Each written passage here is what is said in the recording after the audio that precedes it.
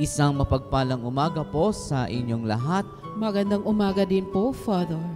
Huwag magkubli, maging totoo sa sarili. Sometimes makikita mo, it is true, no?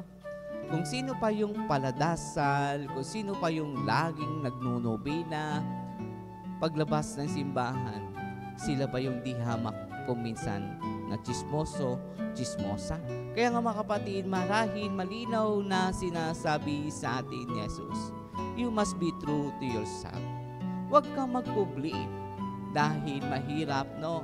Kapag pinagtatakpan mo ang iyong kamalian upang maging makitang malinis ka lang sa ibang tao. Pag ito'y nabuking, nakakahiya ka at wala kang mukhang ihaharap. They know the law of Christ. Pero minsan salungat sa buhay natin bilang Kristiyano. Simba na simba, pero yung 10 utos ng Diyos, baka sala tayo doon.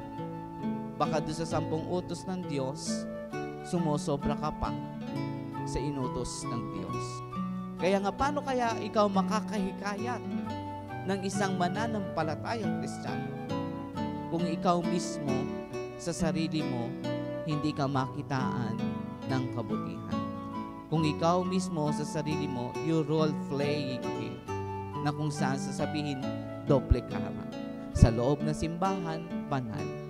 Pagdating sa labas, di hamak naman sa mga taong di nagsisimba.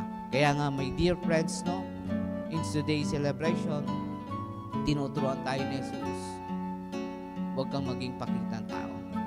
Maging totoo ka sa iyong sarili. Huwag kang magkubli na ikaw'y banal. Huwag kang magkubli na ikaw ay matalino.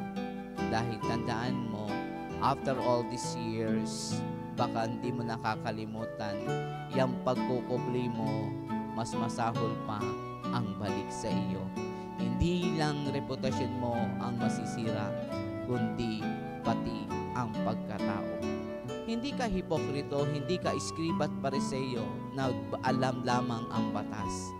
Alam mo nga ang batas, pero tandaan mo, ang tanungin mo sa sarili mo, meron ka kayang paggawa na ginagawa sa batas na iyong itinuturo. Amen.